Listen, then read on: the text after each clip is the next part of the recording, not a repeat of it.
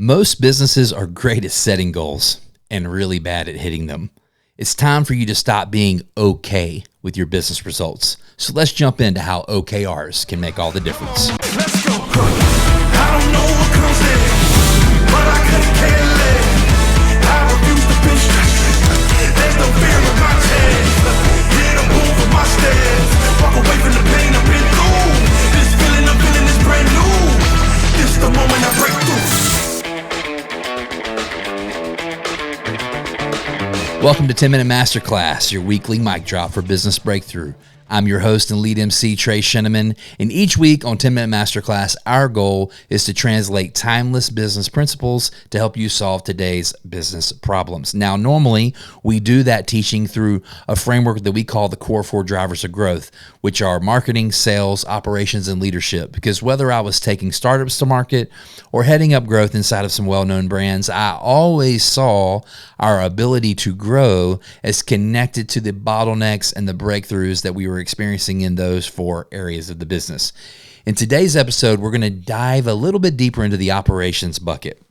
And we're going to talk about the fact that businesses really struggle over time to hit goals consistently, and a framework that I learned 6 or 7 years ago when I was working for a guy named Dave Ramsey that fundamentally changed the way that I did operational planning and operational team management, and saw us hit more of our goals than ever. And that is the process of developing OKRs. Now, OKRs, they come out of a business book called Measure What Matters by John Doerr. It's one of my favorite books of all time. And they really help businesses translate out of strategic thinking and into the operational excellence that it takes to actually deliver. So let me set up a little bit of context for you before we jump into the OKR framework. I in my experience, when business owners are really great at 3 of the 4 things that I'm about to say. Vision is where you want to go as a business. Business owners tend to be really great at that. Mission is why you want to go there. Okay, they tend to be really good at that. They normally have a purpose for behind the business that they're doing. Strategy is how you're going to get there by when. They tend to be pretty decent at that area too, at least thinking strategically about their business. And then the tactics or the execution of all of that is what by who.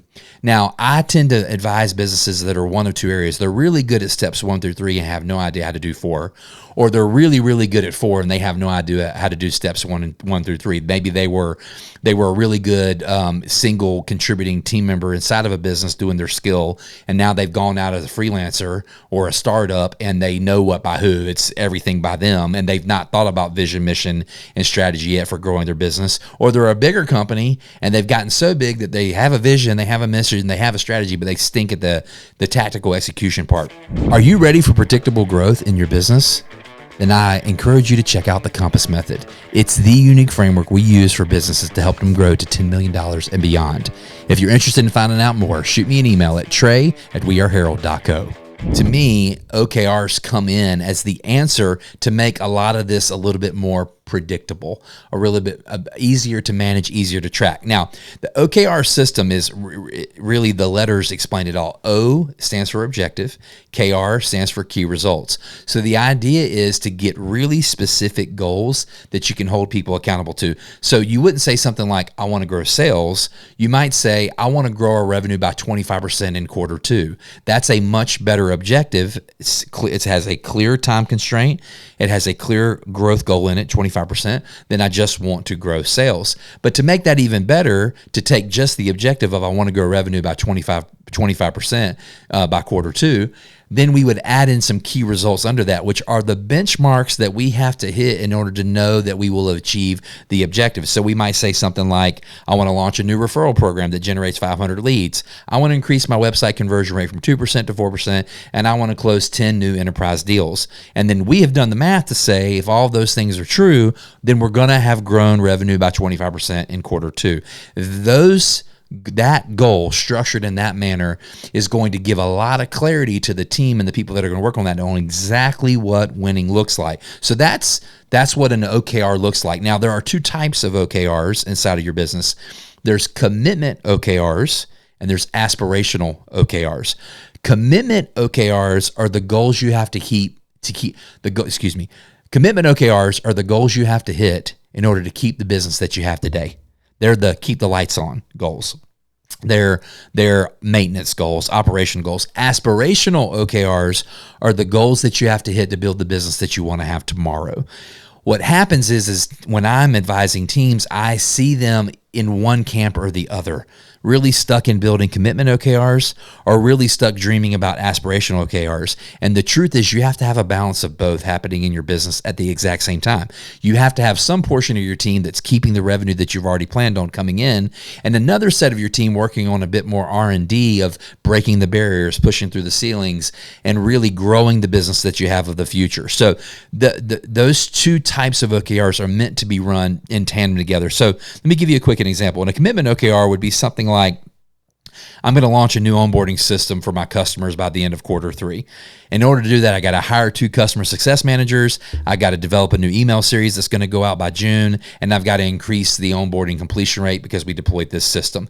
Those actions are already being directed towards existing customers, not necessarily to grow revenue. You could argue they're retention to keep revenue. But that's an example of what a commitment OKR is. It's like, we need to build a thing. We need to build the thing by this point, and these are the things that we need to know to have built it. An aspirational OKR is something that really, in its structure, should stretch and challenge the team. Like, when you say it out loud to them, they should kind of look at you like, have you lost your mind? This feels like a big stretch goal. And that's exactly what we're going for. Something like that might be, we want to become the #1 app in our category for remote workers by 2026, which is like, a year and a half from now. That's a long time away. We're technically a year from now, for us. But let's say it was 2027, a year and a half from now, almost 2 years from now. Well, then we could do really big key results under this stretch goal, this aspirational goal. We might say we want to increase the downloads of our app from 10,000 to 100,000. That's a 10x increase. We might say something like, we want to secure a partnership or a brand deal with 4 Fortune 50 companies because we want them to be using their app with their teams. We might say something like, we want to double our user retention rate from 30% to 60%. Big, huge, crazy goals. They're not going to be solved in a quarter. They're going to be solved over a longer period of time. It's the balance of having your team built both on operating what they have today with effectiveness and efficiency, while some portion of your team is building the thing that they need to have tomorrow with effectiveness and efficiency, that growth becomes more predictable. I just see teams see leaders, business owners, asking their teams to switch between those two things rather than running both of those things at the same time. Massive unlock for your business if you can get down with this. Now, once you've rolled OKRs out, it's important that you understand kind of the rules of OKRs, how you make sure that OKRs are more than just okay, and you actually get the results that you want. The first one is the OKR, in its essence, has to be really simple. If you make it overwhelmingly complicated, no one's ever going to hit it. So my rule of thumb is one clear objective with somewhere between 2 to 4 key results. 5 is too many. 1 is too small. That goal hasn't been thought through well. But 2 to 4 makes sense. It has to be measurable. If you can't track it, you can't improve it. So avoid using like vague terms like improve or optimize. Like, I know those like buzzword business words make sense, but like, make the words around the measurement of this really, really specific. The third aspect to a really great OKR is to make it owned. Every OKR inside of an organization should have this many people that run it. They should have one owner. That owner is fully accountable. A term one of our organizations I used to work for uses, they're the single wringable neck. I know that sounds violent, but that's a good way of thinking about it. It's like, you are responsible for this, because if it's really truly a shared responsibility endeavor, then it's no responsibility at all. There's going to be buck passing and scapegoatism and all this stuff that's going to happen inside of the organization. So single owners matter a lot.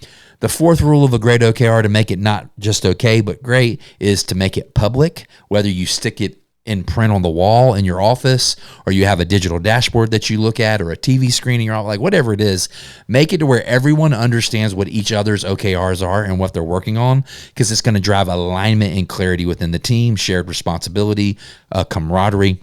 And the last one is make it reviewable. Don't just set OKRs one time and forget about them. Weekly or bi-weekly, have an OKR review meeting where you're saying, how are we doing to our goals? what's holding you back, what other resources might you need, and have each one of your OKR owners give a brief little 30 or 45-second update on what's going on. So everything's right in front of you all the time. Again, I really do think most businesses are in one of those two camps that I set up at the beginning of the episode. They're either really good at strategy and mission and vision, and they're terrible at execution, or they're really good at execution and they're terrible at strategy and vision and mission. Either way, OKRs to me are the bridge that drive clarity. They drive great plans. They drive good rhythms. And if you're a business that's struggling with execution, not because you lack any strategic vision or any of those things, I really do think this is the structure that you can install inside of your business to get you to a new operational level of excellence that you haven't had before. I hope you will do this and apply it to your business. As always, thank you for joining us on 10 Minute Masterclass. We'll see you on the flip side.